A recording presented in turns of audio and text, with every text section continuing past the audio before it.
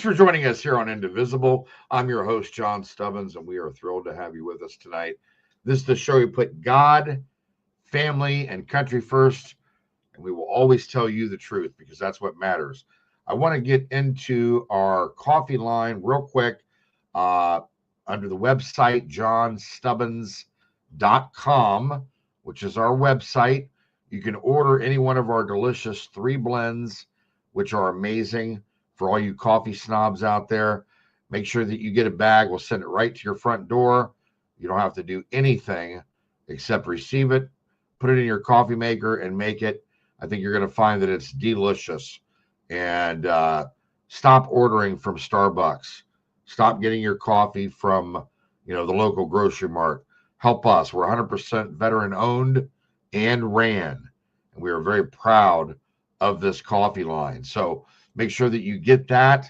I think that you're going to find it's really, really good. And I drink it all the time now. And it's all that I drink. So feels good because I don't have to go looking for anybody else's coffee. I can get my own and our own blends, and are sent right to my door. So makes it nice. But you be the judge for yourself. I hope you're having a great new year, 2025. We're already into it, and we got a lot going on. So we're going to have an amazing guest today, our friend Pat Curry, who won House District 56 down in Texas. He's going to be our guest, and we'll be right back with him after this commercial break. Well, my name is Larry Elder. I'm a co-founder, investor, member of the board of directors, and customer of Old Glory Bank. I'm involved in Old Glory Bank because I believe Old Glory Bank stands for fairness, stands for the willingness to accept other people who have different points of view. We become a country that's been divided between people, in my opinion, who are patriots, who believe in the values of America, and who believe that you ought not be punished for your political views. This is how our country has now evolved. Those who believe that you are wrong versus those who believe you're not just wrong, but you're evil. This is ridiculous. And people have taken sides. And if you are perceived as somebody who is on the wrong side of the political aisle, your bank may punish you. And all too often, banks now have decided to take a stance and are punishing their customers or potential customers because of those customers' views. So people that I believe think that people ought not be punished for their views are to be the people who patronize Old Glory Bank. What you're doing is saying to Old Glory Bank, I applaud the fact that you have not taken a stance. I applaud the fact that you're not canceling people just because of their views. And I applaud the fact that you're providing an alternative to those who have been canceled and who don't like the fact that some banks are canceling other people. This is about the very principles that made America great. And we're back. I want to welcome onto the show my friend Pat Curry. Congratulations again on your huge win down in Texas, brother. How you doing? Good. Thank you. I appreciate that. It was hard fought, a lot of work, a whole lot of work, and then the work began. So November, it actually began right after the primary, but November 6th, we were off and running pretty hard. Got sworn in November 18th, and we'll get sworn in again next week on Tuesday. Yeah, well, you got your hands full. You got a lot coming up. I know that from talking to my friend Ken Paxton and Sid Miller and a bunch of you guys down there that I'm friends with, I know there's a lot on the table. I know Ken's on the road right now every day dealing with stuff specifically for Texas and the border and the House, getting the new speaker in line, all of that. So I know that you guys have your hands full, and we just got to hope that the new speaker is not the old speaker, right? Right. So let's, by the way, we're going to be scrolling Pat's information at the bottom of the screen so that you can see Pat's website, social media. You can get in contact with him. You can reach out to him, get involved, especially if you're in that district, 56, down in Waco. I know Pat would love to hear from you. So make sure that you do that. Get in contact with Pat. Let him know that you saw it through our show. I'm sure Pat will give you a shout out and some love down there in Waco. So Pat, look, I know we got a lot to cover today. Let's get right to it. I know that one of the biggest things on your agenda list is getting reimbursed on the border expenditures. I want to let you have at it for a minute and go ahead and talk about that, why that's so important. Well, so it kind of ties to the whole border policy in the first place, right? So you have, I mean, Texas took the lead, spent our money. I believe we're probably in it right now for close to $18 billion. And we're, obviously we would like for the country to reimburse us. They denied us the money. They denied us the ability to, so we just, the state funded it and paid our own way. And so getting that $18 billion back would be great. Also, it's part of the overall border policy and discussion within the House and the state of Texas and the legislature and the governor is to reinforce our laws and fix some of the border laws that we have and establish our border security processes and procedures to be able to continue no matter what regime comes into Washington. And we now have the regime in Washington. The Trump administration will be very supportive of this, as will the House and Senate, I think. And now's the time to fix it permanently so that we can protect at least our 1,254 miles of the southern border. And so it's certainly a high priority. And my personal involvement, I own a ranch on the border. I was at the border last week. I'm at the border a lot. And so it certainly has gotten a tremendous amount better, but it's not anywhere near where it needs to be. I was actually with Sid Miller last night. We were with Tom Homan, the new border czar.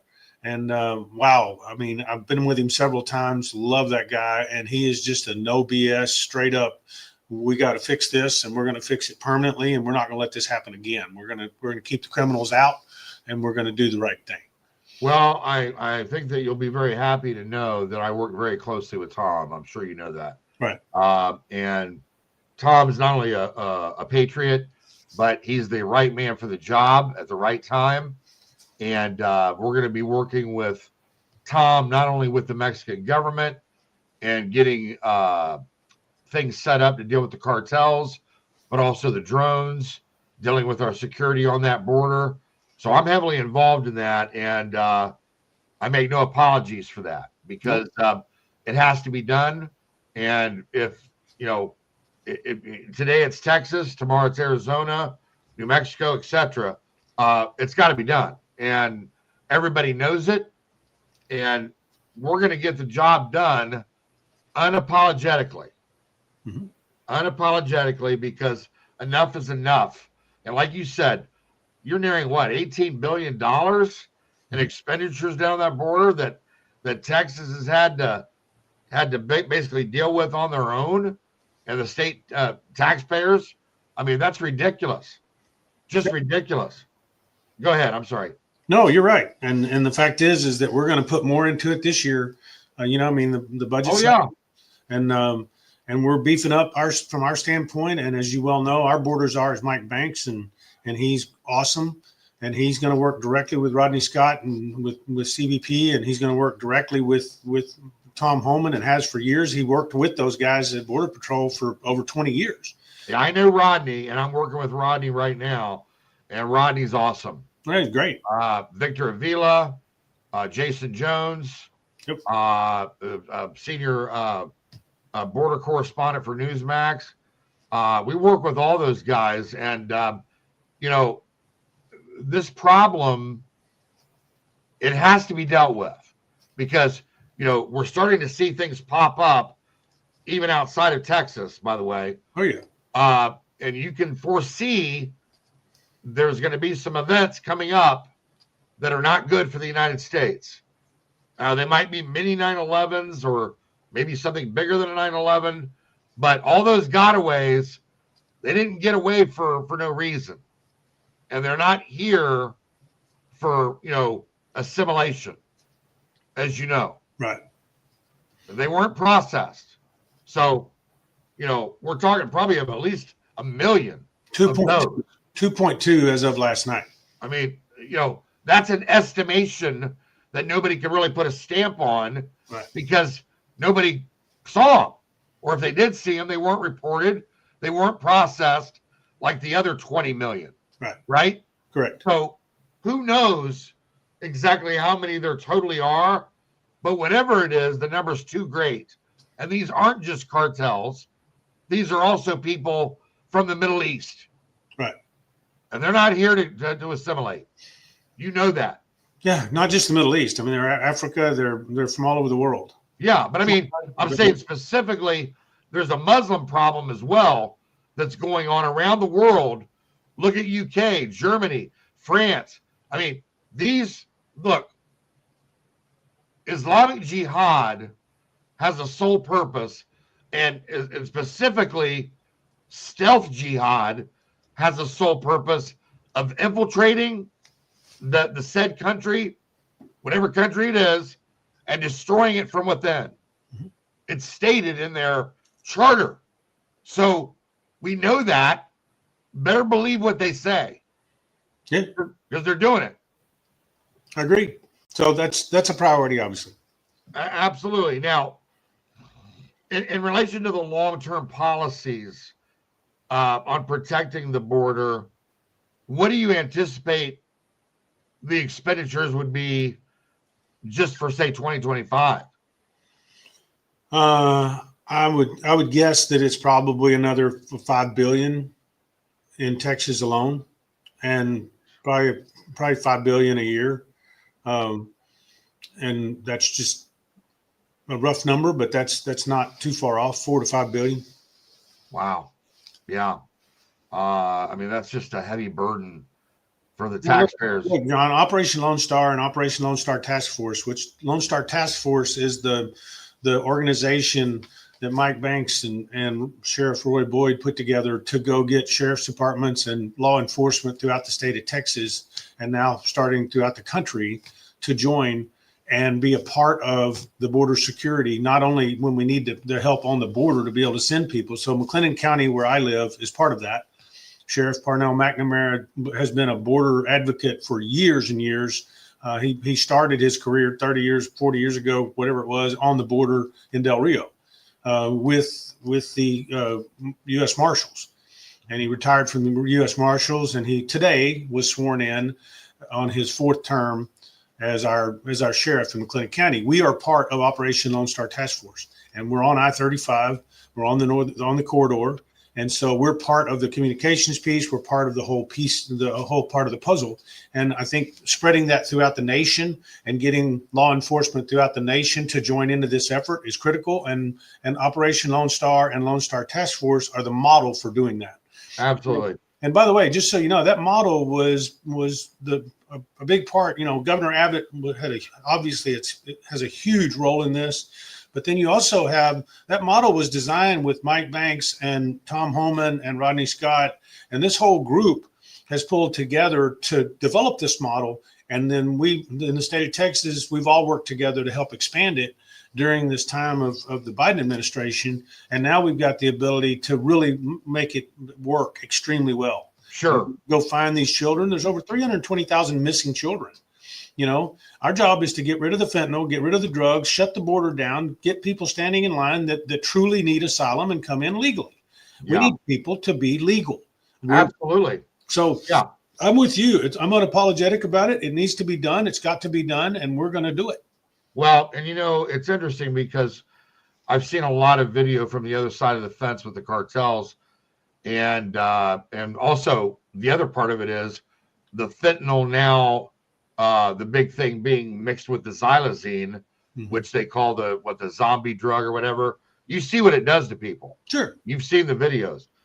I mean, it's highly disturbing at the very least, and obviously illegal, but think about the lives being destroyed. And then when it comes to the trafficking part and the component of that, you get these cartels in here thinking that they can do whatever they want on our soil. And now you're going to start adding to those numbers of kids. And they're not just going to be kids that are coming up through these caravans. You're going to have kids in America going missing. Yeah. And we got a real problem in our hands here. Well, you got between that, the sex trafficking, the drugs. I mean, we could go on and on and on, John. I mean, it just is what it is. And so the good news is, and I will tell you, I mean, I stand in awe of where we are. The adults are now running the January 20th. The adults are in place instead of adolescents. Right. And you don't have stupidity being, the team. It's going to take an entire team. We need to get Kash Patel, approved by the Senate. We need to get several people approved to support the effort of what Tom Homan and President Trump are doing. And so all that's got to happen. But the reality is you could not ask for a better team and a better person than Tom Homan and Rodney Scott and those guys to lead this effort. You couldn't ask for a better solution than this. So I'm on that team, brother. I get it. I'm happy. we will be secured. I'm not happy. I'm still mad. I'm happy to be a part of the team. Okay. We got work to do, but being a part of the team is the first step, because we know who's serious and who's not. And that's been proven out over the last 4 years. Yeah. We're going to take a quick commercial break. We'll be right back with our friend Pat Curry. Hunter Nation is the ultimate we the people in the conservation community, holding our elected employees accountable to the hunting, fishing, trapping, freedom lifestyle that has brought wildlife back to the healthiest and most thriving condition in our lifetime. HunterNation.org is the epicenter for freedom and wildlife conservation in America. I am Hunter Nation. He was a victim of the unlawful spying. If you don't trust them, you think they'll leave? Greatest civil rights violations in American history. Their investigation. A window into the Trump campaign. Unfortunately, it can happen to anyone.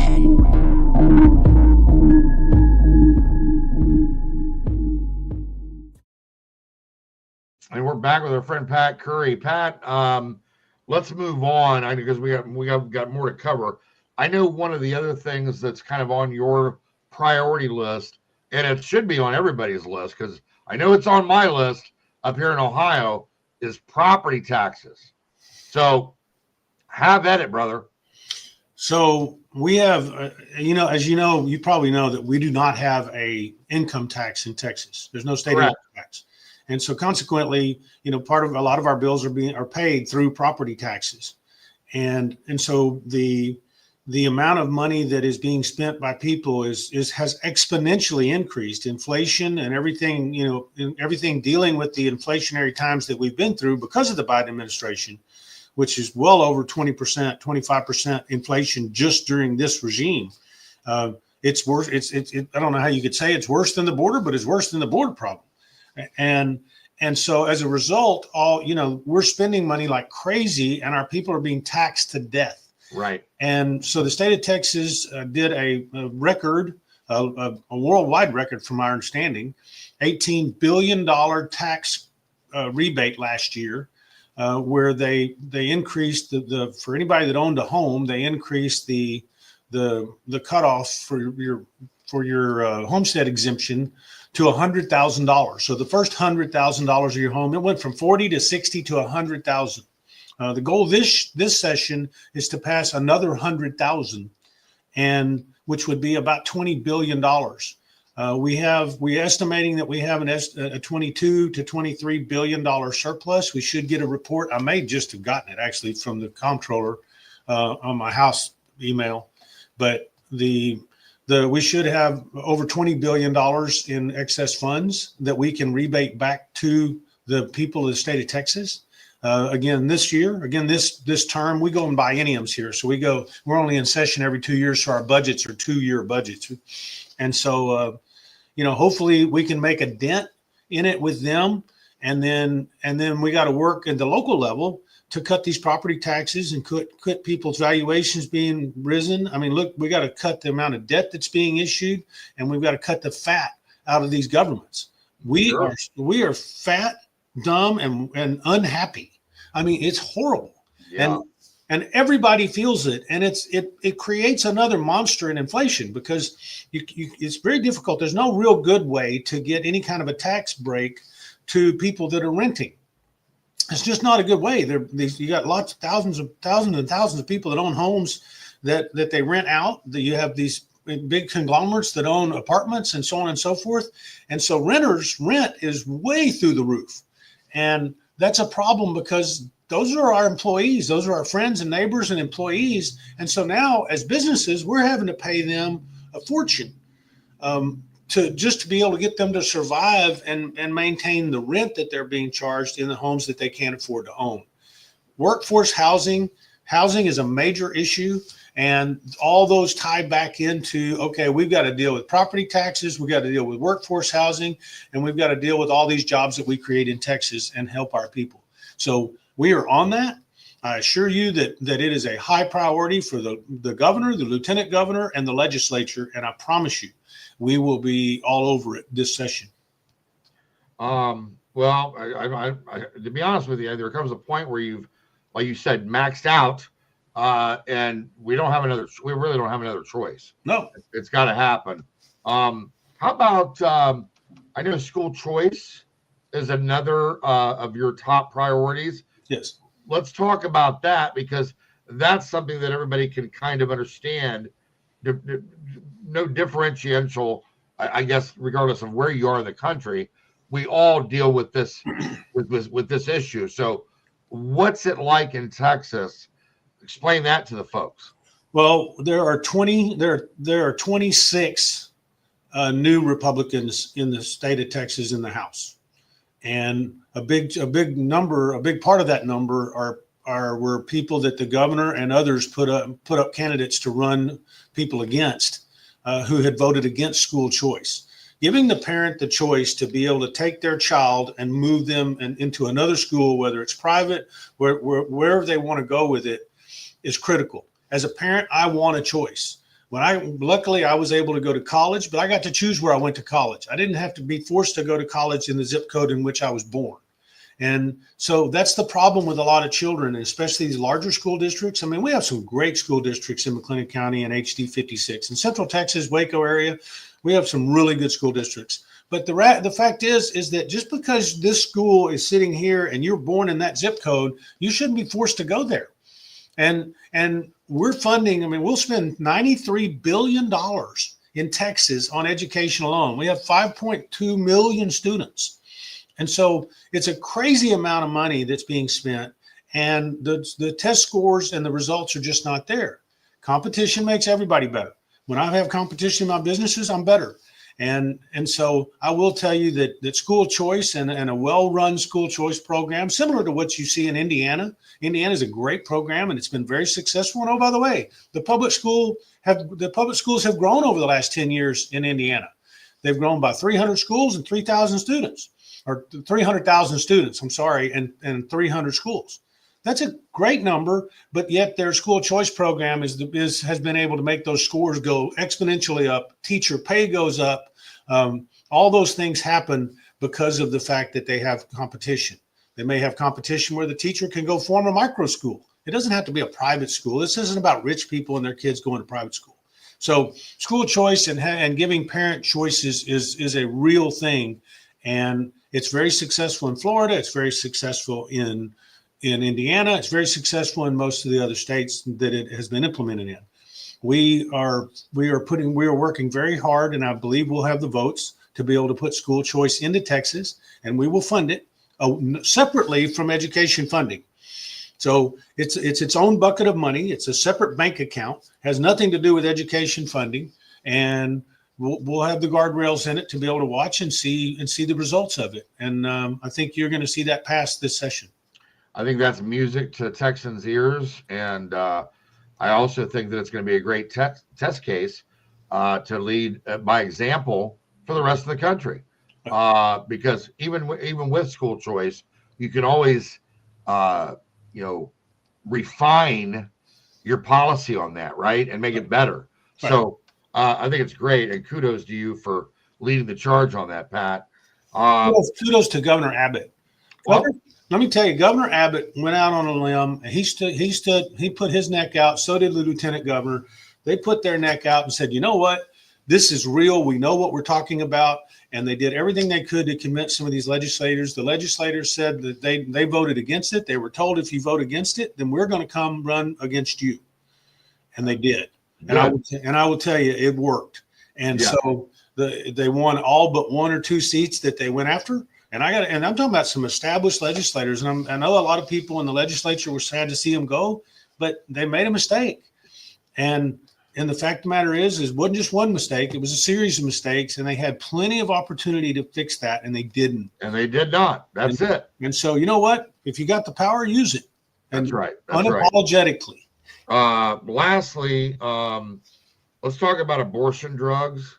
Okay. I know that abortion drugs, making them, you came up with the HB 1339. Correct. And this makes them class 2, right?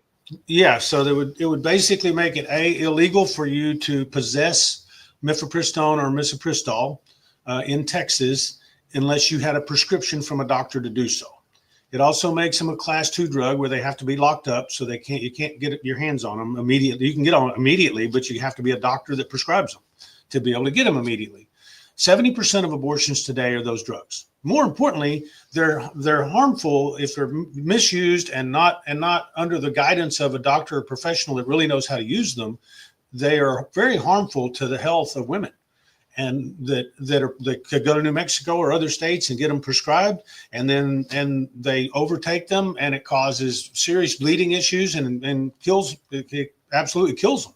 It could, and so it's important to put some guardrails on that and be able to say, you know what, they're both good drugs. They just don't. This is not the morning after pill either, by the way. These are the abortion drugs that the federal government under the Biden administration allows you to go online and lie about your name, your age, and everything about yourself, even your address, and get them shipped to you and with a one-page instruction. And that's got to stop. We can't do it. Yeah. And so what's important about this is to put guardrails around it, to say, hey, let the right people prescribe it for the right reasons, and we're not trying to control that situation, but we can't keep letting it get out of hand. We're following a Louisiana law that Representative Presley actually put out, and it passed in Louisiana, and they signed it into law.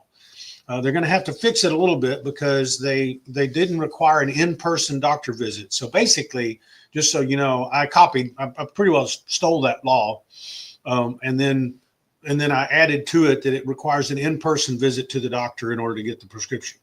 And by the way, we will have a record of the doctors that sign off on these drugs, just like you do with opioids. And we will know if this doctor's overprescribing them for whatever reason, because we know what percentage of the women actually need them. And so it's just accountability, which we need more of, accountability and transparency. Absolutely, brother. Absolutely. And we're going to get it. Thanks for joining us today. Thank you. Great update. Hang back in the green room. We'll talk with you here in a minute when the show's over, okay? I'll be there. Thank you. You're welcome. We're going to take a quick commercial break, and we'll be right back.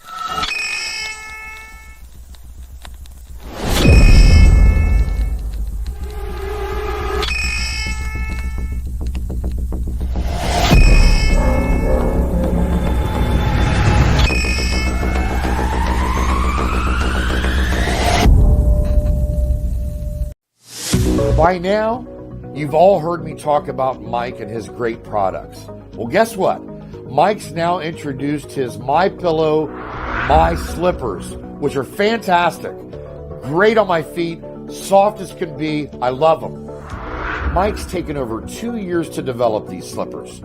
He's designed them to wear indoor or outdoor all day, all night long. Made with MyPillow foam and impact gel to help prevent fatigue. Made with quality leather suede. For a limited time, Mike is offering 40% off his new My Slippers. The My Slippers are so comfortable, you're going to want to get them for the whole family. Go to mypillow.com and click on the radio listener square and use promo code Indivisible.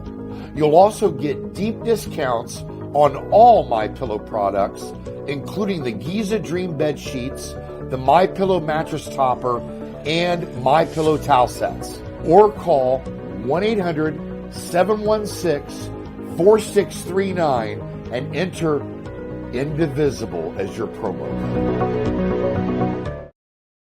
We're out of time, folks. Great show tonight. It was really nice to have Brother Pat Curry back on the show. And we'll get more updates from him in 2025 as we move through the year to follow what's going on down in Texas. God bless you. God bless your families.